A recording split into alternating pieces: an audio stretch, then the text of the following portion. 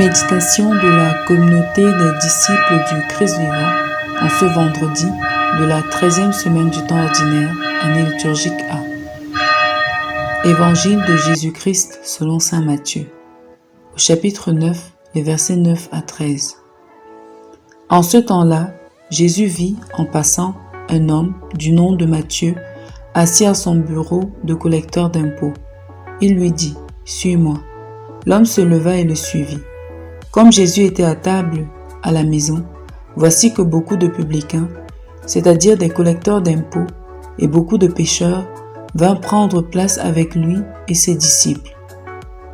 Voyant cela, les pharisiens disaient à ses disciples : « Pourquoi votre maître mange-t-il avec les publicains et les pécheurs ?»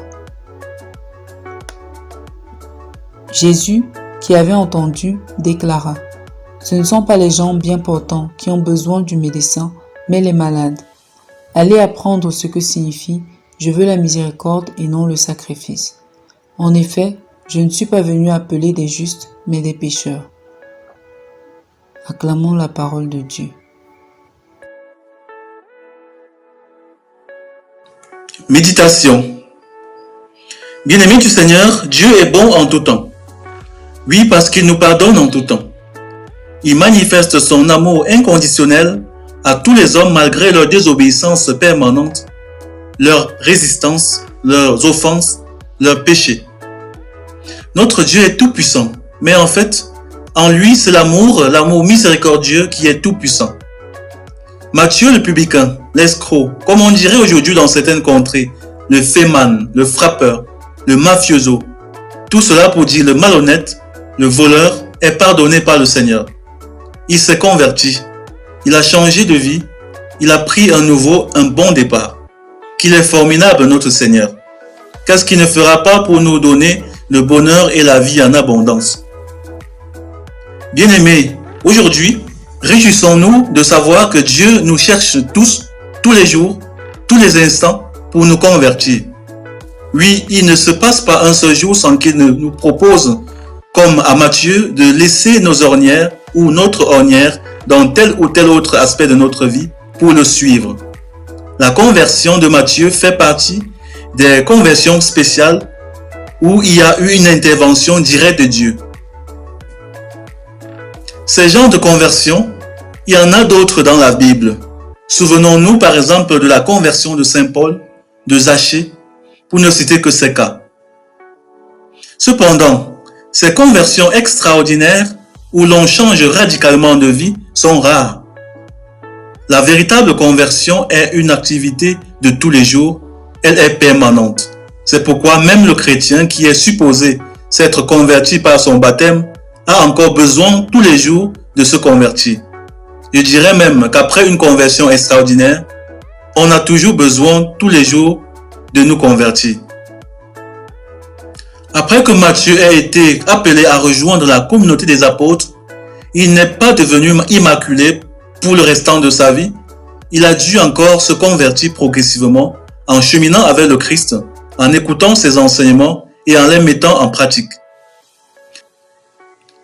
Nous connaissons la peine que Jésus s'est donnée pour convertir ses disciples après les avoir appelés.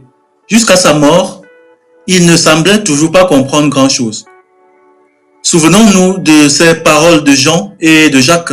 « Seigneur, veux-tu que nous ordonnions que le feu tombe du ciel et les détruise ?» Bien-aimés, nous n'avons pas l'intention de banaliser la conversion, mais nous la rendons ordinaire pour que chacun de nous comprenne qu'à chaque instant de sa vie, le Seigneur l'interpelle de laisser ses différents péchés pour le suivre. Et nous devons accueillir chacune de ces interpellations comme Matthieu, en nous tempérant sans se faire prier par Dieu. S'il nous dit dans la prière, « Mon fils, ma fille, abandonne ce combat, cette haine contre telle ou telle personne », alors directement, sur le champ, il faut abandonner.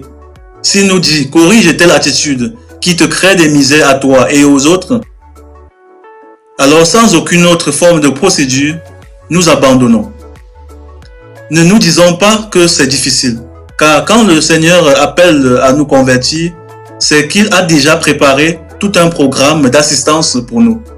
Dieu assiste toujours ceux qui veulent abandonner le mal pour faire le bien. Alors maintenant, qu'est-ce que le Seigneur me demande encore d'abandonner comme ornière pour le suivre? Je sais exactement ce qu'il veut que j'abandonne, puisque ma conscience m'interpelle généralement lorsque je suis sur le mauvais chemin. Alors écoutons la voix de Dieu qui résonne dans nos cœurs et nous appelle à nous convertir, et suivons cette voie, sans l'étouffer par des justifications fallacieuses. On ne justifie pas le mal, mais on le quitte. C'est le mal et c'est mal. Je dois le quitter, ici et maintenant, pour suivre le bien, Jésus-Christ. Prions. Dieu notre Père, toi le pardonneur, donne-nous la grâce d'écouter ton appel à la conversion qui résonne dans nos cœurs et donne-nous comme à Matthieu la grâce de quitter promptement notre péché pour te suivre. Par Jésus le Christ notre Seigneur. Amen. Intercession. Nous te prions Seigneur Jésus de toucher le cœur de tous ceux qui font le mal et s'y plaisent consciemment ou inconsciemment.